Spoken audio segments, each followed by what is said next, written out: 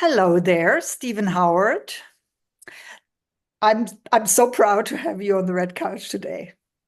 Thank you. Thank you. Good morning to you. Good afternoon to you. And pleased to be here. I love your red couch. Yeah, isn't it beautiful? It's Looks like a gorgeous. throne. Yes. Queen Angie. Yeah, Queen Angie, exactly.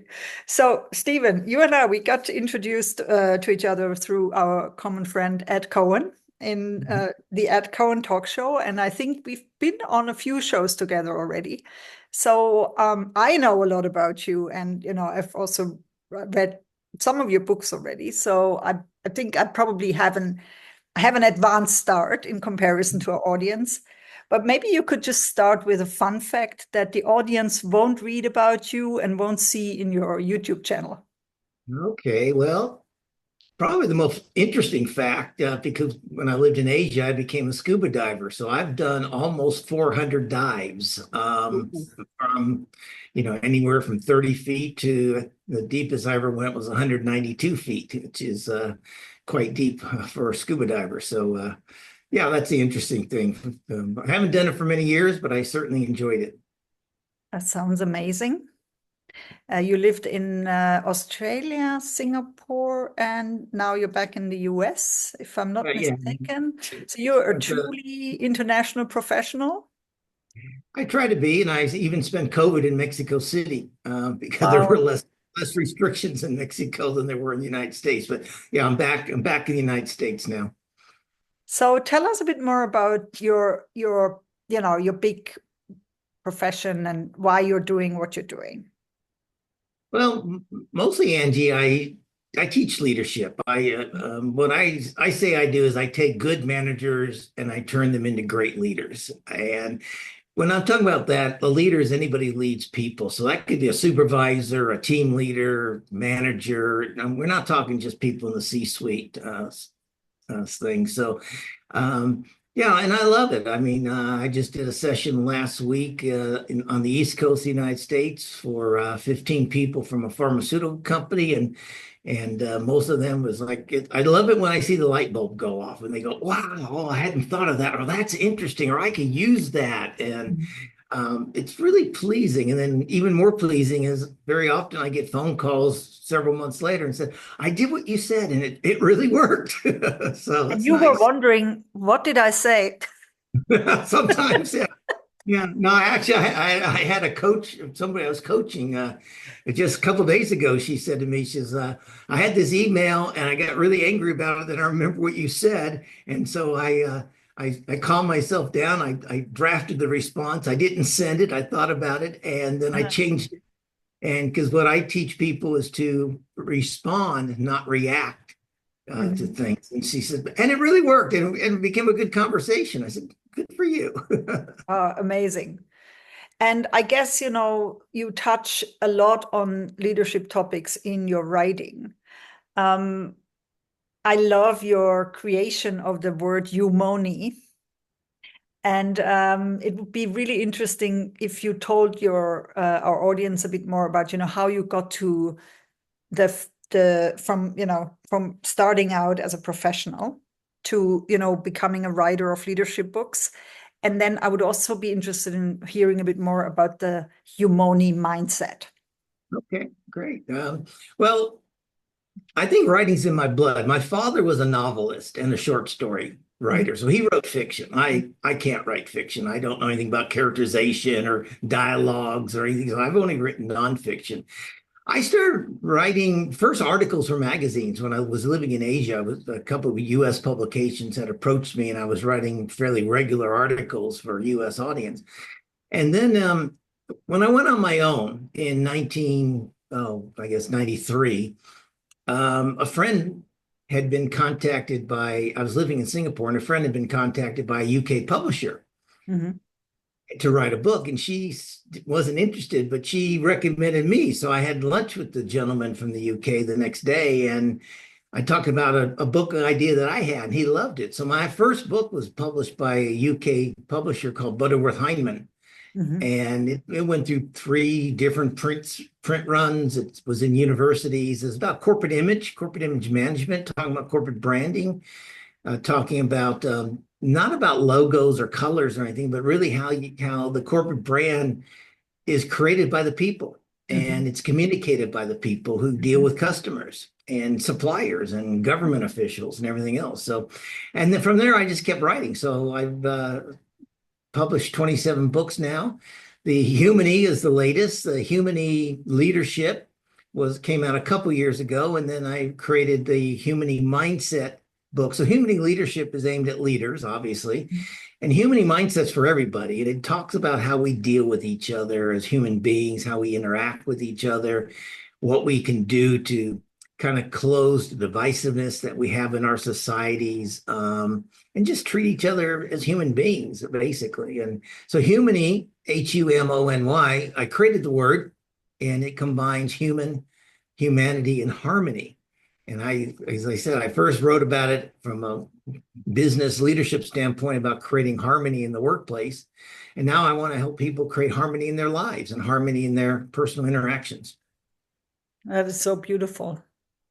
Thank you. And my my grammar tool always tries to correct the Humony, the word, when I use it in for example, in your bio. And I always think like, no, that's exactly the point. It is a word creation, and it is a very good one, and we need it. Yeah. Yeah, and it's nice because therefore people can think about it and think about having a Humany mindset, and it really just is the way you change the way you interact with each people. And in the book, Angie, as you know, because you did read it, I have a concept I call the power of five. And that's very simply that if I today am nice to five people, just strangers, whether it's smiling to them, holding a door open for them, helping them, put their groceries in a car if they seem to be overloaded, whatever, just 5 acts of kindness. And if each of those 5 people would do it to 5 more people, that was now their 25 plus my 5 makes 30.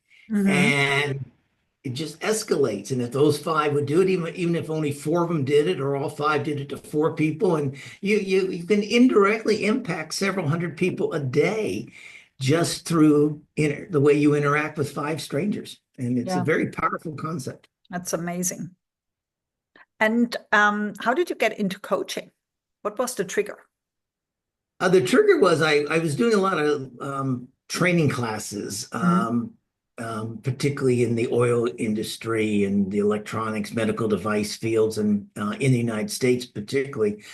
And I kept having people come up to me and say, I've got this situation. What do I do? And I can't motivate this person. What are your tips? And things that they didn't want to ask in front of the classroom.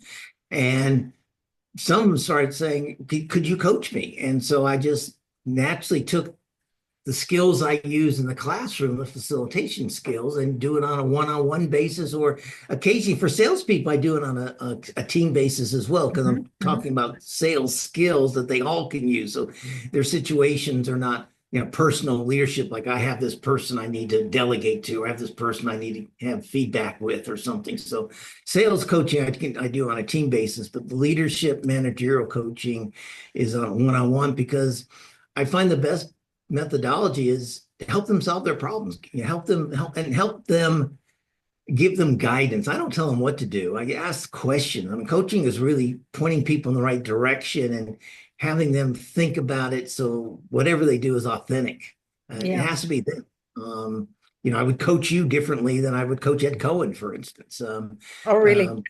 Yeah, because you're different people, and you have a different approach to things. And I don't want to create other Stephen Howards in the world. I want to create more powerful Angie Weinbergers in the world. Yeah. So and that's what I mean by taking someone who's good and turning them into great. Yeah, fantastic. Sometimes I feel like I have now 4 different approaches to coaching. I recently had to write them down for a webinar I was holding. So sometimes, people really want your advice. And then I think they really like sort of step-by-step models. So I noticed that a lot of clients, sometimes they want to take a huge step, like they want to run a marathon before they even start a training to run for 5 minutes. So this is one of my things that I really focus on now, is like to break complex things down into step-by-step models, because I think that's a really good way to learn things that can be learned. The other one is more sort of the holistic approach that you're also taking, where, we look at, for example, like, how do I respond when something happens to me? How do I respond on the inside? And how can I sort of self-regulate so that I don't lash out on people and become a monster that I don't want to be. Right. So I think, there's so much work that is really helpful in coaching, and there's so many different ways to coach that it's sometimes even hard to even explain what we're doing. But It is. I really think of it as like a cook in the kitchen, like a chef. You learn so many things from so many different coach educators and mentors and trainers, and at some stage, you're just doing your thing in the kitchen, and you're giving a menu to someone who needs a menu, who's hungry, and then you see what happens, and usually it works. Usually they don't get food poisoning. Yeah, hopefully. Yeah. I think on some things, the processes are very good. I mean, two of the books that I wrote recently called The Art of Effective Feedback and The Art of Effective Delegation both have models in them, but Yep. proven models that I've used over the years. So this is the process for delegation, or this is the Yep. process to go through for feedback. The other thing I love about coaching, though, is so much of it that you talk about in the professional lives of your people can be applied in their personal lives, or vice versa. I had a lady I was coaching, or am coaching, and she volunteered for her high school reunion to chair the committee for her high school 20 reunion. Yeah. And it was very successful. And she's all proud about that. And I asked her, I said, okay, now think about that. You had no authority. You couldn't tell people what to do and punish them if they didn't do it. They're all volunteers like you. So I want you to think about, how did you use your influence skills there to influence those people who are your peers, and they were your high school classmates. How can you use that in the workplace? Because in the workplace, you rely too often on your authority. You're the office manager. People have to do what you tell them. But is that necessarily the best way to get people to buy in to the changes you want to make? And she was just thrilled about that. And she thought about it over a weekend, and we talked the following week. And she's now using more influential or influence type leadership skills and managerial skills, and says, this is what we're going to do, and here's how we're going to do it. Now go do it type things, which sometimes you have to do, but people don't buy in to that process as well as if you use your influence skills with them. Yeah, absolutely. And how does that link to the Humony mindset? Well, it's about people. I mean, Humany mindset is about people. Humany leadership is about being people-centric leader. And so, her previous approach was all about results, about processes and getting things done and being efficient. And now she's taking an approach of being more people-centric, using her influence skills, but that is also helping her get buy-in from her people, and they're doing it more willingly, and they're coming up with ideas themselves and being innovative and taking her ideas and improving them. And so she's actually getting better results than her previous methodology. Mm-hmm. So there's one thing that I noticed from I think the very first time that I saw you in one of those groups that we were talking to, about leadership topics. I feel like we have a very similar set of values. And now, at the moment, I was just wondering, because you see I have my Indian dress on today, my Kashmiri top that I bought in India 2 years ago. And I probably told you already that I was on an assignment 20 years ago to India for an outsourcing project at a bank. And it sort of changed my life. It changed my perspective on everything. Even though I knew a lot about cultural differences already, I was already an intercultural trainer. Going through the experience was a whole different ball game. And since then, I've been focusing on the topic of relationships, also in my work, because I know the power now of relationships and building relationships. And I feel like you have that knack as well. So maybe you could talk a bit more about, that intercultural background and understanding that you got from your expat experiences.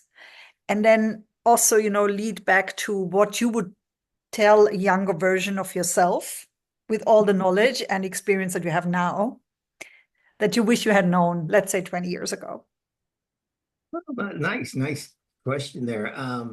And I think this is what led me to the Humany concept, because I lived in Asia for 21 years. I lived in Singapore, and when I went there when I was like 23 years old, so very young. Back in the time when Asia was booming, traveled all over Asia for business, got to know the cultures of the various countries around Asia, from everyone from Japan in the north to Indonesia in the south, over to India and Pakistan in the west. And I came to realize that we have more in common as human beings than differences. We may talk differently. We have, different perspectives. We have different cultures, but we all have pretty much a lot of the same values. The important stuff is what we have in common. And, we all smile, we all laugh, we pretty much all laugh at almost the same jokes. We all enjoy eating. Some people enjoy different cuisines. Some people don't, but that's okay. But we all know how to interact with each other. So it was that's what taught me. And I wish I'd known that, I don't know, about 20 years ago, but more than 20 years ago, even before I went to Asia. I wish I'd known that more in my high school and college days, the way I interact with people, the way I thought, growing up and thinking, well, this is right, and it's my way or the highway sort of thing, and realizing that it's not my way or the highway. It's how we interact with people, and that's what I try and teach people today. I really encourage people to live outside their country, not just visit, but try and live for a couple of years if possible. So I lived in 21 years in Asia, 12 years in Australia, 3 years in Mexico. So I've spent more of my adult life living outside the United States than inside the United States. And I think when I teach people in the US, that's one of the things the benefits I bring is that multicultural experience and multicultural communications, because so many times, I deal with people in Houston who are managing people in Bulgaria or Brazil or India, and they're frustrated. They're frustrated because they're trying to manage people in other countries the way they manage people in Houston, and that does not work. So they need to be flexible. They need to understand that. Love it. Fantastic. Yeah. So Now, I've been very pleased to have that experience. No, I wouldn't want to miss it for the world. I think sometimes we need to go through these life-changing moments and experiences to become the person that we're supposed to be. Certainly it has been like that for me. Yeah. I was just wondering about another, related topic now, because I saw that you're also on a lot of platforms. So like me, you're also marketing on various platforms, you're engaged on various platforms. How do you find social media, and what is your favorite platform at the moment? I prefer LinkedIn from a business standpoint. From the Humany mindset, I'm now getting into Instagram because, like I said, Humany mindset is a non-business approach to interpersonal relationships. And so I think I can reach people outside their business mindset through Instagram. Those are really the two I focus on. I've given up on Facebook, quite honestly. I hate the anger, people arguing with each other on Facebook over particularly politics or religion. Twitter, I gave up once Elon Musk bought it, and in my mind destroyed it. I have no respect for that, so I just refuse to participate in it. And actually, Angie, when you say marketing, I don't really market myself that much in social media as much as I try to share content. I try to share knowledge. I try to share quotations and motivational, particularly on Instagram. So I'm not trying to sell my books through social media or trying to sell my consultancy services as much as I'm just trying to use those as distribution channels for knowledge. And, I share other people's articles and knowledge, not just my own. So if I see something, I think, hey, this is really worthwhile, I like to promote it so that other people will be exposed to it. Yeah. That's also what I tell my clients that are a bit held back or inhibited about LinkedIn, for example, that at the end of the day, you can just curate other people's content and share things that are well researched or also relevant with your audience, with your network, rather than, worrying about creating your own content, because we know both creating content and writing is a lot of work. Yes, it is. Even Yeah. even though we have ChatGPT, Tom Robot now supporting us, there's still a lot that goes into like writing a good blog post, for example. There And is. yeah. Yeah. And, I got writing comes, I probably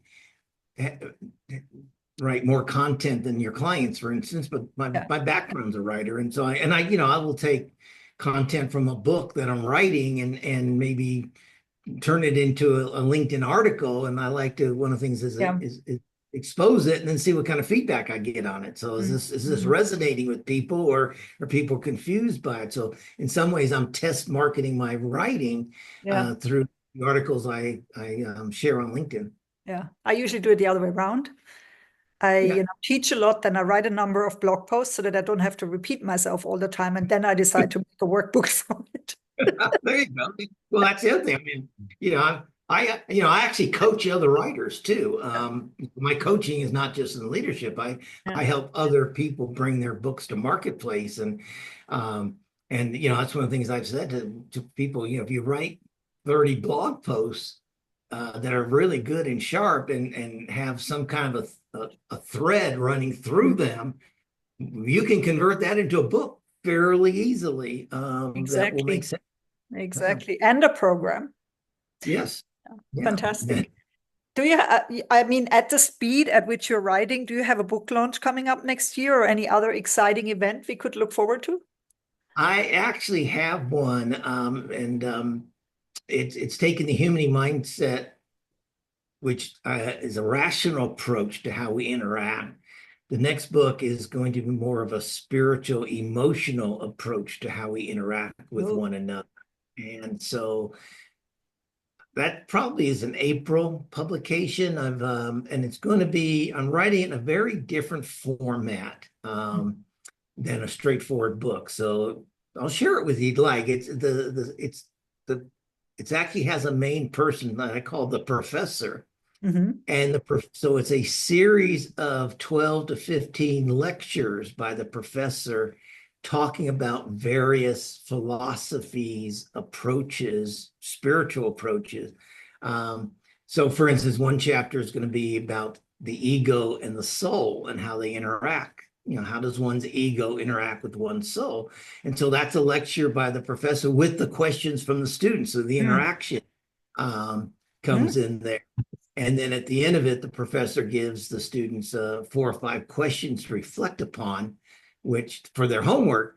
But I'm hoping the reader will think, oh, that's my homework as well. So rather than say, typically we'll say, now get out a piece of paper and think about these 4 topics and, write in your journal.